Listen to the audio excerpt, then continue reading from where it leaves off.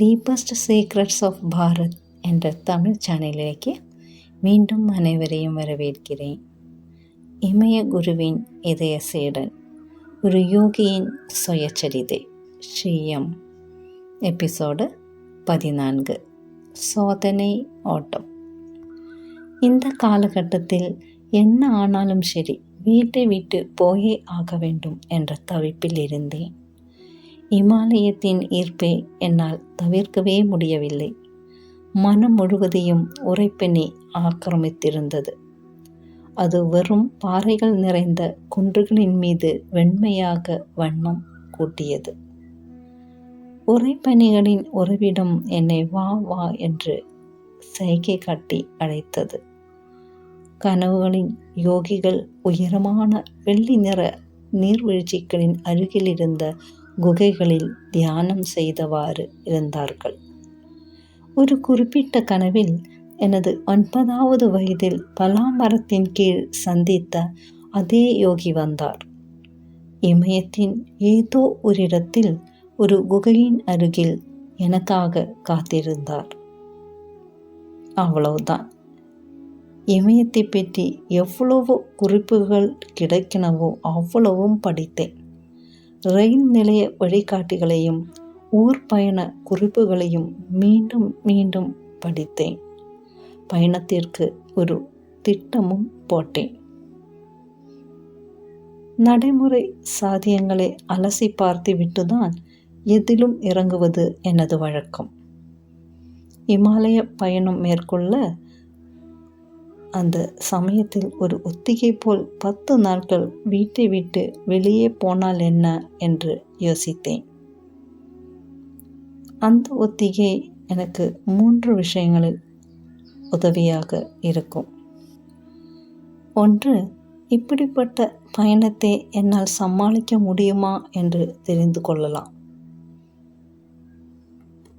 2, நான் திரும்பி வரும்போது என்னை மிகவும் நேசிக்கும் அன்னை உள்பட எல்லோரும் இதை எப்படி எடுத்துக்கொள்கிறார்கள் என்பதை தெரிந்து கொள்ளலாம்.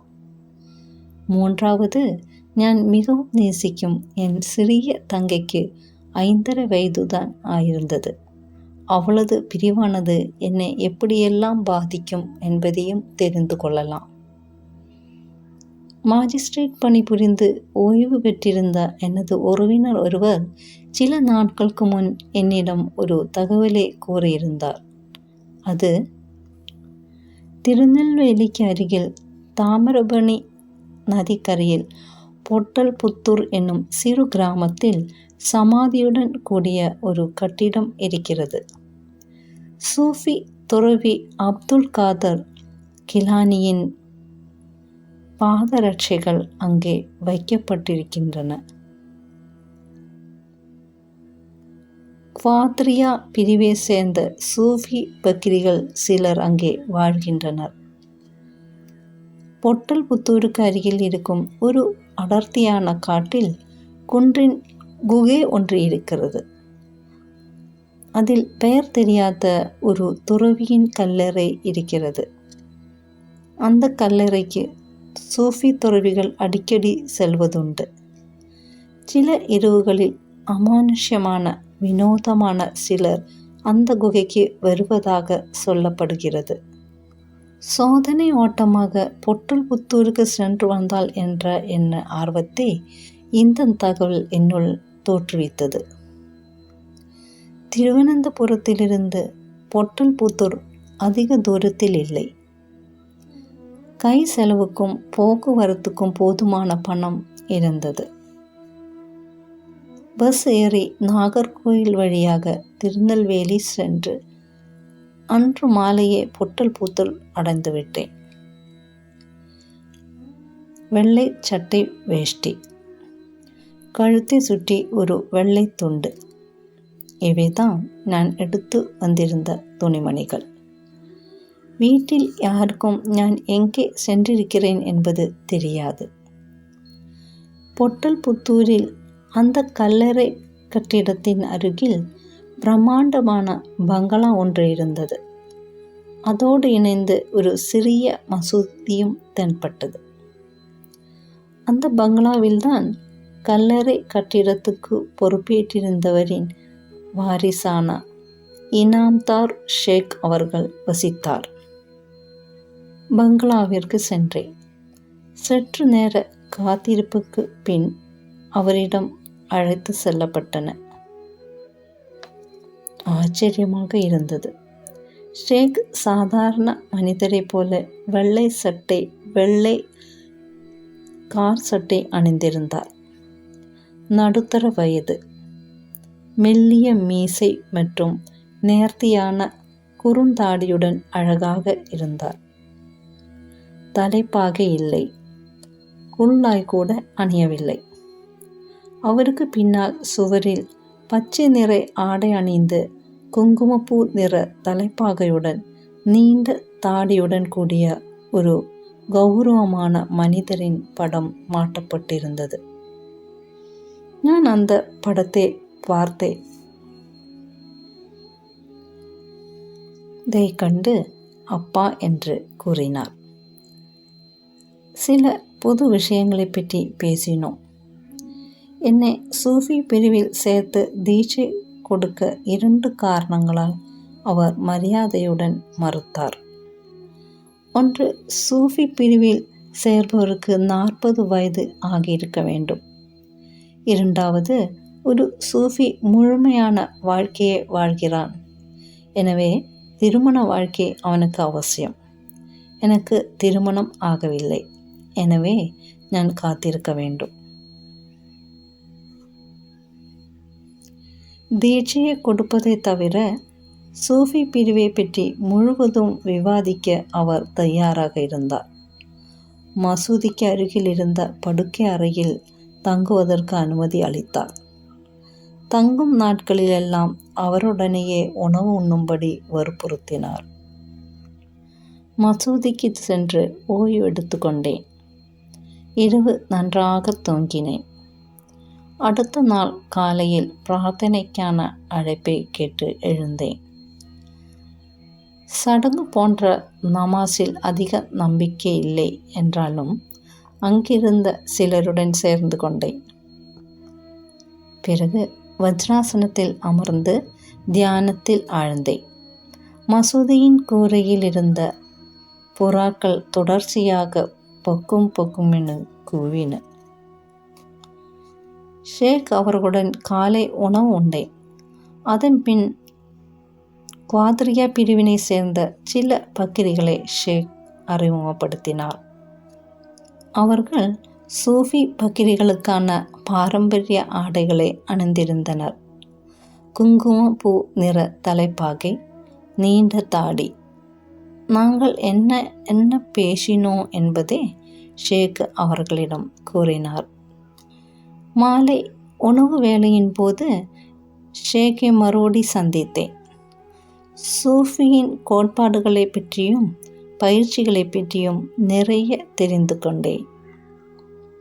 அலி குஜிவிரி எழுதிய கசஃப் அல் மெஹஜூப் என்னும் புத்தகத்தின் ஆங்கில மொழியாக்கத்தையும் சர்தார் இக்பால் அலி ஷா எழுதிய சூஃபிகள் என்ற புத்தகத்தையும் படிக்க கொடுத்தார். தனது குழுவில் இருந்த அனுபவம் மிக்க ஒருவரே என்னிடம் சூஃபி போதனைகளை பற்றி கூற அறிவுறுத்தினார். அவருடன் பேசியதும் நேரம் கழிந்து இரவும் பகலும் ஆனந்தமிக்க தியானங்களில் இருந்தேன். 7 நாட்கள் கழிந்ததும் காட்டில் இருக்கும் குகைக்கு செல்ல வேண்டும் என்று கூறினேன். அங்கே போவதற்கு வழியே விசாரித்தேன். அவர்கள் வழி கூறினார். ஆனால் என்னை தனியாக செல்ல ஷேக் அனுமதிக்கவில்லை. காடு மிக அடர்த்தியாக சிறுத்தைகள் நடமாட்டத்துடன் இருப்பதாகவும் குகைக்கு பாதையே கண்டுபிடிப்பது சிரமம் என்றும் அவர் கூறினார்.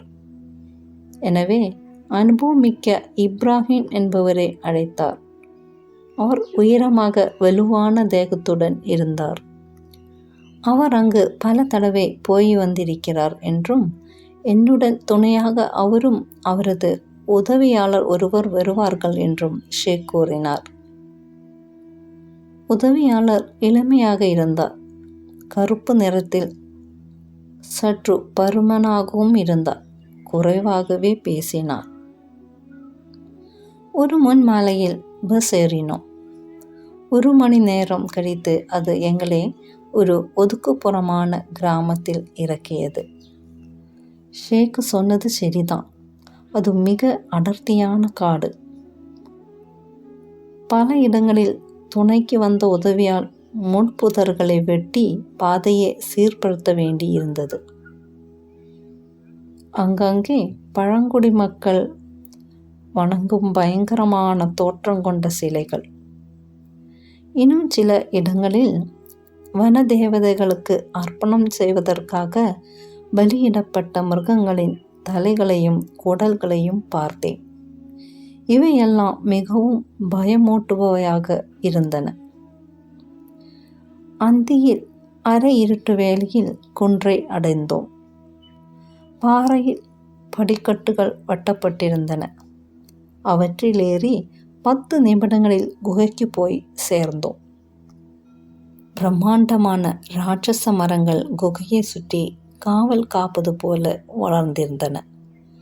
இருட்டு வேகமாக கவிந்து கொண்டிருந்தது. உதவி இளைஞர் ஹாசன் அருகில் இருந்து விறகுகள் கொண்டு வருவதில் மும்முரமாக ஈடுபட்டார். குகையை சுற்றி பார்த்தேன். காலியாக இருந்தது.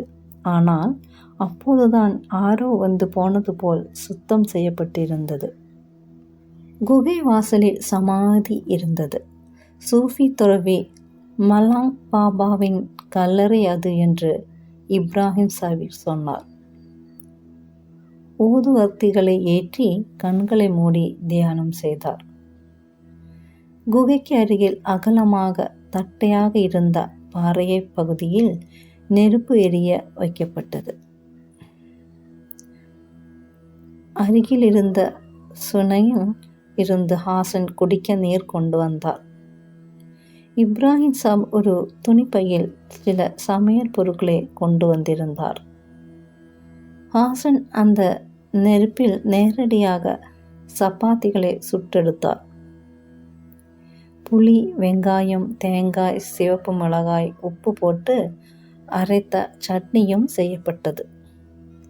இப்ராஹிம் சாஹியும் நானும் கை கால்களை கழுவி கொண்டு தியானம் செய்தோம். சற்று நேரத்துக்கு பிறகு ஒன்றாக அமர்ந்து சுவையாக தயாரிக்கப்பட்டிருந்த ரொட்டி சட்னியை உண்டு பசியை தணித்து கொண்டோம். உணவிற்கு பிறகு இப்ராஹிம் சாஹியும் ஹாசனும் தம்புராக்களை மீட்டி 2 இனிமையான சூஃபி பாடல்களை உருது மொழியில் பாடினார்கள். பிறகு அவர்கள் கொண்டு வந்திருந்த கோரை புல்பாயில் படுக்க கொண்டோம். நெருப்பு கொழுந்துவிட்டு பிரகாசமாக எரிந்தது. உறங்குவதற்கு முன் இப்ராஹிம் சாப் என்னிடம், இரவில் எங்கள் இருவரை தவிர வேறு யாராவது உங்களை எழுப்பினால் உடனே என்னை கூப்பிடுங்கள். இரவில் காட்டுக்குள்ளே செல்லும் தவற்றை செய்துவிடாதீர்கள். இயற்கை உபாதை காரணமாக எழுந்திருக்க வேண்டியிருந்தால் அதோ அந்த பாறை விளிம்பு வரை மட்டும் செல்லுங்கள் என்று கூறினார். குளிர்ந்த காற்று வீசத் தொடங்கியது. கொஞ்ச நேரம் பயம் காரணமாக தூங்க முடியவில்லை. நேரம் செல்ல செல்ல களைப்பு என்னை நித்திரையில் ஆழ்த்தியது. எவ்வளவு நேரம் தூங்கினேன் என்று தெரியவில்லை. யாரோ எதுவோ எனது வலது கரத்தை பிடித்து இழுப்பது போல் இருந்தது. திடுக்கிட்டு விழுந்தேன். ஏதோ ஒரு மிருகம் எனது விரல்களை கடித்து மெல்லுகிறது என்று நினைத்தேன். திரும்பி பார்க்க கூட தைரியம் இல்லை. ஒருவாறாக மனதை திடப்படுத்தி கொண்டு வலது பக்கம் திரும்பி பார்த்தேன். அங்கே நான் கண்ட காட்சி பயத்தில் என்னை உறைய வைத்தது. மயிர்கூச்செறிந்தது. ஒரு துடப்பத்தை தனது தோள்பட்டையின் கீழ் வைத்து கொண்டு பல்லில்லாத கிழவி ஒருத்தி வருத்த இரத்தம் தோய்ந்த முகத்துடன் எனது பக்கம் குனிந்திருந்தாள். அவளது எலும்பு விரல்களால் எனது வலது கையை இழுத்து கொண்டிருந்தாள். முனகிக்கொண்டே கிசுகிசுத்தாள். வா மகனே, என்னுடன் வந்துவிடு. நான் வயதான நோயாளி பெண். வா, எனக்கு உதவி செய். வா வா. இப்ராஹிம் சாஹிபிന്റെ எச்சரிக்கை உடனே நினைவுக்கு வந்தது.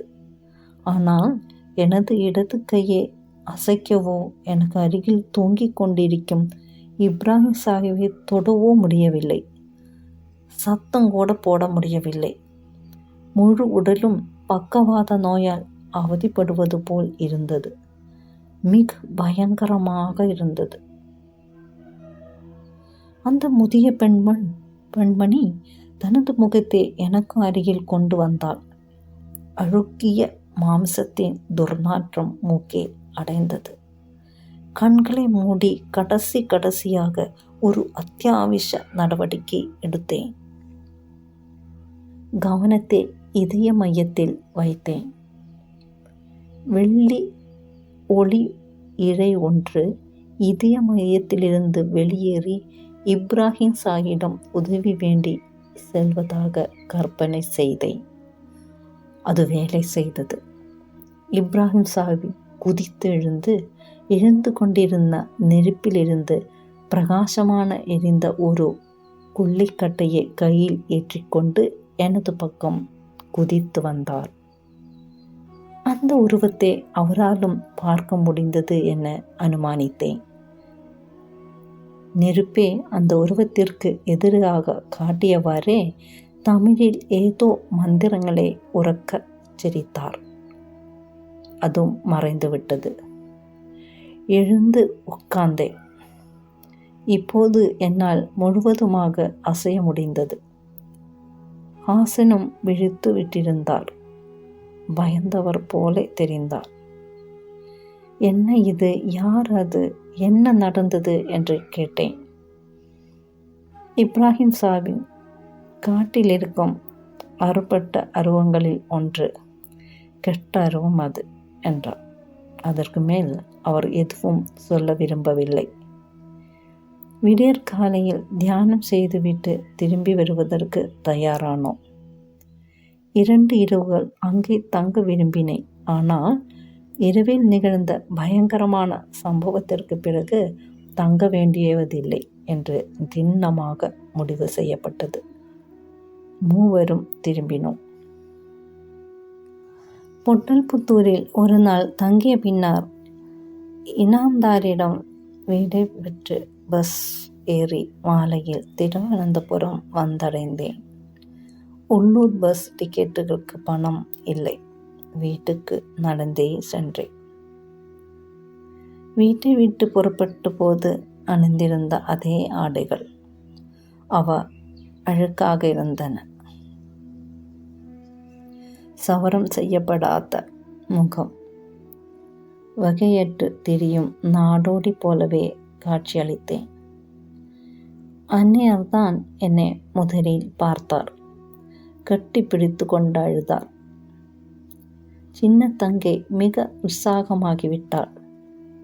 அவள் மறுபடியும் எனது படுக்கை அருகைக்கு வந்து என்னுடன் விளையாடலாமே என்று. எனது அடுத்த தங்கை எந்த உணர்ச்சியையும் வெளியே காண்பித்து கொள்ளவில்லை. ஆனால் அவளும் சந்தோஷப்பட்டாள் என்று யூகித்தேன். தந்தை 1 மாதம் வரை என்னுடன் பேசவில்லை. அதற்கு பிறகு இறுக்கமாக இருந்த அவரும் உருக ஆரம்பித்தார். நாங்கள் வீடு மாறியிருந்தோம். அந்த வீட்டின் மேல் மாடியில் இருந்த சிறிய பரனில் தியானம் செய்யும் நேரத்தை அதிகரித்து கொண்டே வந்தேன். வீட்டை விட்டு பிரிந்து வாழ்ந்தால் எப்படி இருக்கும் என்பதை அனுபவித்து விட்டேன். குடும்ப உறுப்பினர்களையும் நண்பர்களையும் பிரிவதால் உண்டாகும் உணர்ச்சி கொந்தளிப்புகளில் இருந்து விடுபட வேண்டும் என்ற முயற்சியிலும் தேர்ந்துவிட்டேன்.